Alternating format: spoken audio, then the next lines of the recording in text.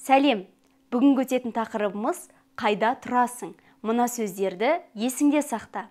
Көп қабатты үй, жер үй, қала, ауыл, бөлме, көше, қиылыс, сол жақ, оң жақ, жоғары, төмен. Ендігі тапсырма. Бұл жер үй ме, көп қабатты үй ме? Дұрыс, бұл жер үй. Бұл қала ма, ауыл ма? Дұрыс, бұл қала.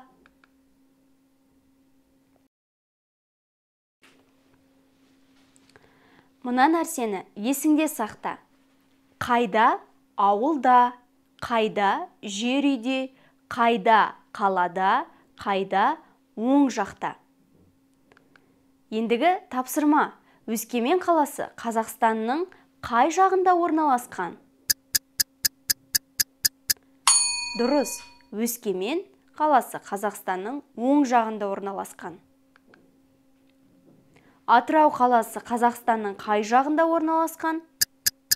Атырау қаласы Қазақстанның сол жағында орналасқан. Астана қаласы Қазақстанның қай жағында орналасқан? Дұрыс, Астана қаласы Қазақстанның жоғарғы жағында орналасқан. Тараз қаласы Қазақстанның қай жағында орналасқан? Дұрыс, Тараз қаласы Қазақстанның төменгі жағында орналасқан. Мәтінді мұқият тыңда. Бұл әлем. Әлем мектепте оқиды. Әлем Бұлақты ауылында жер үйде тұрады. Әлемнің үйі 5 бөлмелі және үлкен. Енді мәтін бойынша сөйлемнің дұрыс-бұрыстығын анықта.